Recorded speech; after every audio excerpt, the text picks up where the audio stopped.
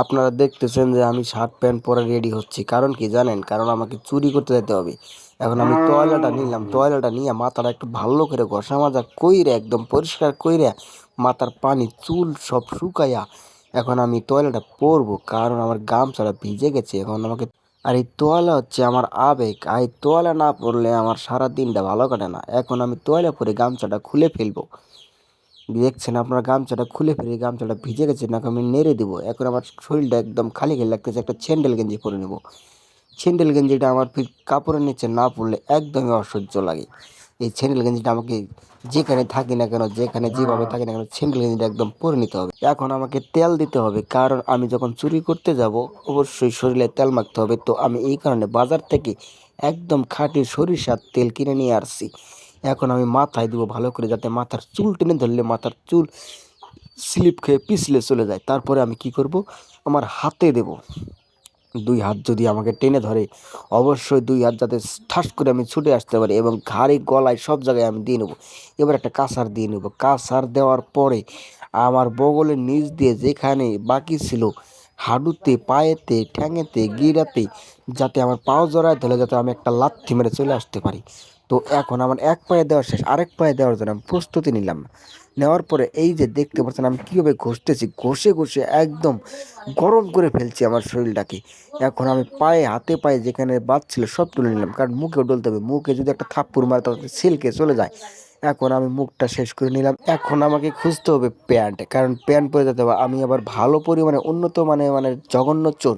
তো প্যান্টটা খুঁজে পাচ্ছি না, মনে হচ্ছে ওই ঘরে আছে। তো ওই ঘর থেকে আমি নিয়ে আসলাম, নিয়ে এসে দেখি প্যান্টটা উল্টা। তো উল্টা থেকে আমি সিধা করে নিলাম, সিধা করতে করতে প্যান্টটা সিধা হয়ে গেল অলরেডি। এখন আমি একটা ঝাঁকি মেরে প্যান্টটা পরে নেব। তো প্যান্টটার ভিতরে এক পাও ঠাস করে ঢুকিয়ে দিয়ে আমি চুত করে পুত করে দিলাম।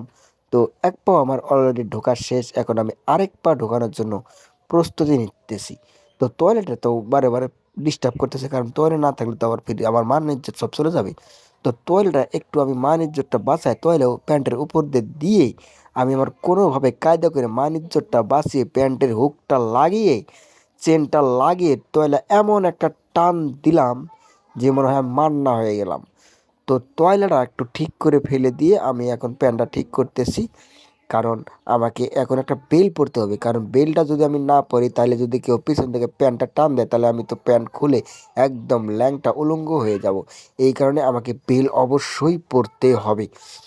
আর বেল পরার সাথে সাথে আমি কিন্তু একটা ভাব চলে আসলো, কারণ বেলটা কিন্তু দাম নিচ্ছে 1400 টাকা।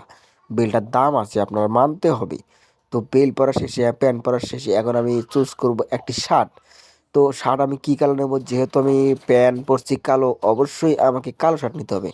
তো কালো শার্টটি আমি টান দিয়ে নিয়ে নিলাম, তারপরে শার্টটি পরলাম একে একে। তো দেখলাম যে আমাকে কেমন লাগে। শার্টের একটা বোতাম লাগানোর পরে আমি একটু চেক দিলাম যে আমাকে কেমন লাগে, তা দেখি না ভালোই লাগে।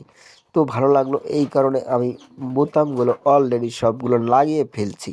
তো আর কয়েকটা বাকি আছে, কয়েকটা বাকির পরে আমি কিন্তু বোতামগুলো শেষ করে দেব। তারপরে দেখব আমার গেঞ্জিটা তল দিয়ে বেরিয়ে আসে, মানে শার্টের নিচ দিয়ে বেরিয়ে আসে। এই কারণে আমি একটু রিং করে নিলাম, যাতে কেউ টের না পায় যে আমি তলে গেঞ্জি পরছি। গেঞ্জিটা পরার পরে শার্টটা একটু নিচের দিকে নামিয়ে দেখলাম কেমন লাগে। ও মাই গড, অনেক সুন্দর, ফ্যান্টাস্টিং কন্ডম। তো ভালো লাগার পরে আমি একটু হাতাড়া দুইটা গোছায় নিলাম। গোছায় নেওয়ার পরে দেখলাম আমারে আরও কেমন লাগে, তার দেখলাম না আমারে ভালোই লাগে। তো হাতায় গোছা নেওয়ার পরে চুলের ভিতরে আমি একটা ঝাঁকি মেরে, ও বাবা, একটা হাঁচিও হচ্ছে আবার। একটা চুল একটু স্টাইল করবো এখন আমি। চুল স্টাইল করার পরে দেখবো কেমন লাগে। দেখলাম না, ও মাই, পুরো মান্নার লুক। মান্নাও তো এইভাবে কোনোদিন কিছু করতে পারে নাই।